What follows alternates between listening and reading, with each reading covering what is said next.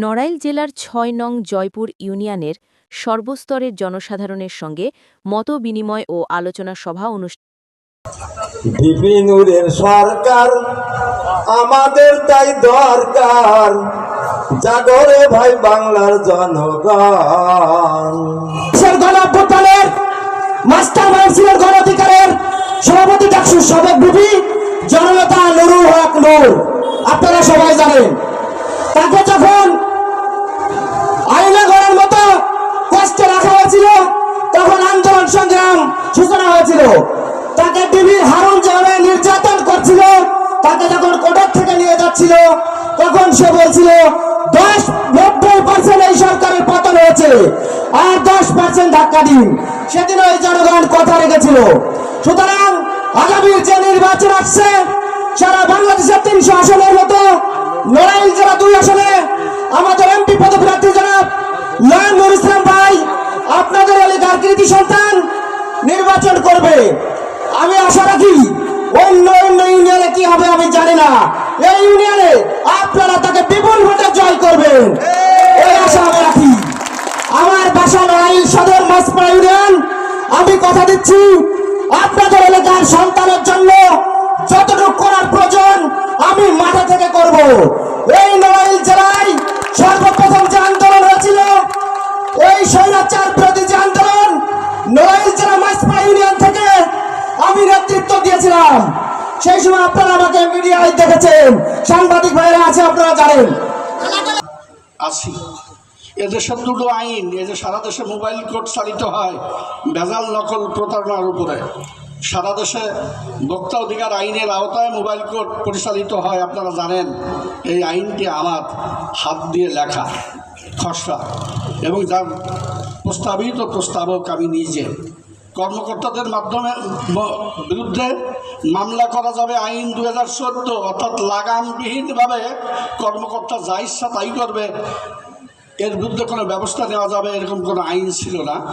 কর্মকর্তাদের বিরুদ্ধে মামলা করা যাবে আইন 2014, যার প্রস্তাবক আমি এবং তার খসড়া আমার হাত দিয়ে লেখা। এই দুটো আইন এদেশে পাশ হয়েছে এবং তার সুফল এই দেশের মানুষ কম বেশি ভোগ করে। অনেকেই আপনারা জানেন না, নহে আশরাফ সেই যার বংশ পরিচয়, সেই আশরাফ ধন্য সে তার পুণ্যকর্মময়। আপনাদের আন্তরিকতা, সাহায্য, সহানুভূতি যতটুকু পেয়ে আমি আজকে এখানে আসছি, আপনারা যদি আমার পাশে থাকেন অনেক দুঃসাধ্য সাধন করা সম্ভব বলে আমি মনে করি। আর তাই দল মত নির্বিশেষে জয়পুর ইউনিয়নের ছেলে হিসাবে আমি আপনাদের কাছে ভোট প্রার্থনা এবং দোয়া প্রার্থনা করার জন্যই আজকের এই আহ্বান জানিয়েছি করেছি। আপনারা দেখেন, দুটো একটা কথা না বললে নয়। আমি মিডিয়ার মাধ্যমে, এখানে অনেক প্রিন্ট এবং ইলেকট্রনিক মিডিয়া উপস্থিত আছে, যে জন্য কথাটা বলতে হবে, এটা জাতীয় স্বার্থে। গণতান্ত্রিক অধিকার যার যে দল ভালো লাগে সে সেই দল করবে, এটাই স্বাভাবিক। কিন্তু আমাদের দেশে 24 পর্যন্ত আপনারা মুখ খুলতে পারেননি একজনকে দায়ী করে। 25-এর গণঅভ্যুত্থানের পরে যেও, 24-এর গণঅভ্যুত্থানের পরে যেও আপনারা কি এখনো ঠিক মতো মুখ খুলতে পারেন না? ফ্যাসিস্ট আছে না? অবশ্যই আছে। সাদাবাজি করে কে? ধান্দাবাজি করতেছে কারা? থানায় মামলা নেয় না কেন? পুলিশ অহেতুক হয়রানি করছে কেন? এটা কি ফ্যাসিস্টের নমুনা না? নিরীহ মানুষগুলোর উপরে অবিচার করা হচ্ছে। গণতান্ত্রিক অধিকার যার যে দল ভালো লাগে সে সেই দল করবে, এটাই স্বাভাবিক। আওয়ামী লীগ থেকে যদি কেউ আওয়ামী লীগ অপকর্ম করলে সেটা করেছে হাত দেখো না 2 থেকে 300 নেতা কর্মী সর্বোচ্চ। কিন্তু আওয়ামী লীগের সবাই কি করেছে তা? অবশ্যই করে নাই। আপনার দেশ দেখা লাগবে না, আপনার ইউনিয়নের দিকে তাকান, সবাই করে নাই তা।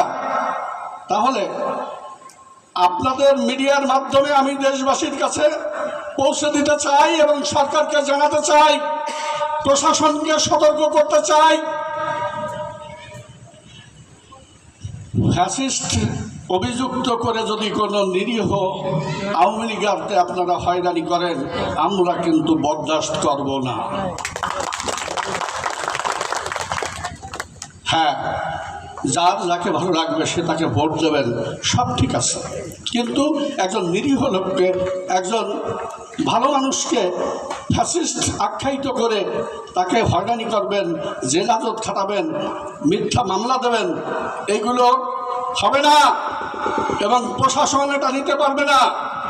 যদি আপনারা কেউ অন্যায় করেন নাই, তারপরে আপনাদেরকে অভিযুক্ত করা হয়েছে এমন থাকে, আপনারা একটা তালিকা করে আমার কাছে দেবেন, পাবেন না? বাকিটুকু আমি দেখবো ইনশাল্লাহ আমার গণ অধিকার পরিষদের পক্ষ থেকে। আমার উপস্থাপক একটা কথা বলেছেন, উনি হয়তো ওই পর্যন্ত জানেন না, তার কারণ উনারা তো জেলা কমিটির নেতৃবৃন্দ। আমাদের উচ্চতর পরিষদে একটা সিদ্ধান্ত ইতিমধ্যে হয়েছে যে আমরা 300 আসনেই নির্বাচন করব। যদি ঐক্য হয় তাহলেও 300 আসনে করব, যদি ঐক্য না হয় তাহলেও 300 আসনে করব। তাহলে কি বোঝা গেল?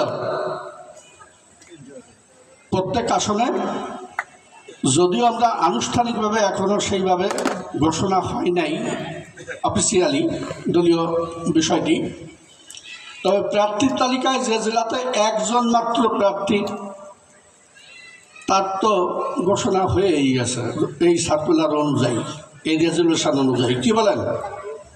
অতএব আপনাদের দোয়ায় 24-এ আমি নির্বাচন করেছিলাম, কিভাবে মনোনয়নের বৈধতা ফিরে পেলাম, কবে পেলাম আপনারা সবাই জানেন, ব্যাখ্যায় যাব না। 25-এ নির্বাচন করব ইনশাল্লাহ গণ অধিকার পরিষদের ব্যানারে ট্রাক প্রতীকে বিপি নূরের প্রতিনিধি হিসাবে।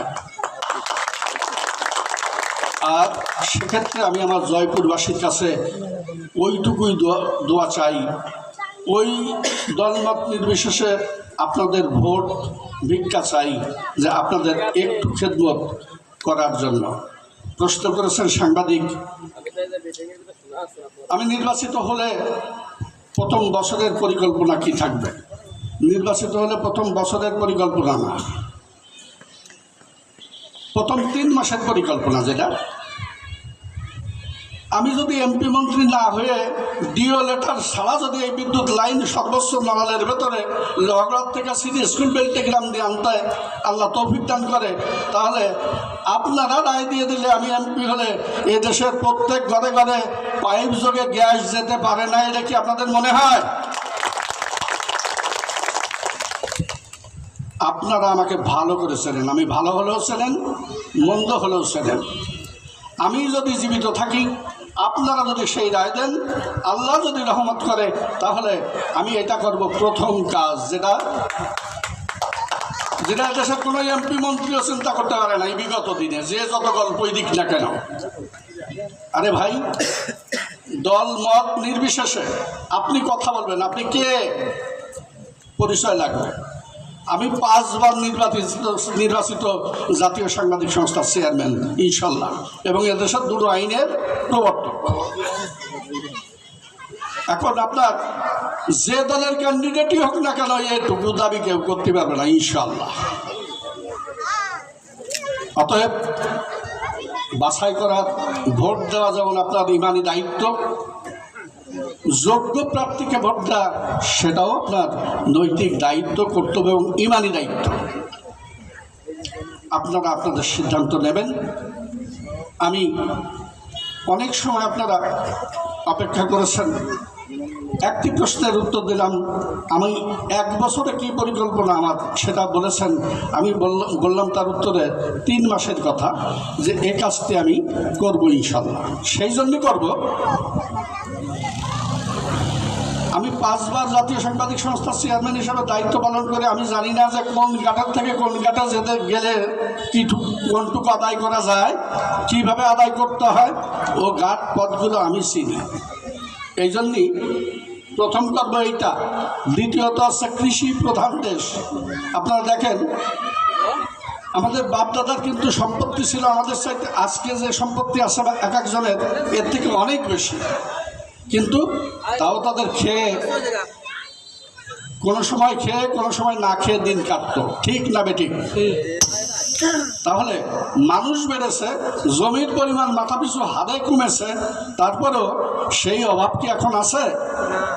নেই। কারণ কি? আধুনিক পদ্ধতিতে কৃষি ব্যবস্থা। আমরা যেহেতু কৃষি প্রধান দেশ, আমাদের প্রধান নির্ভরশীল বিষয় সাইটটাই হচ্ছে কৃষি। সেই বৈজ্ঞানিক পদ্ধতিতে, ডিজিটাল পদ্ধতিতে, অত্যাধুনিক পদ্ধতিতে চাষাবাদের কারণে আজকে আমাদের সেই অভাব বিমোচন হয়েছে। তারপরেও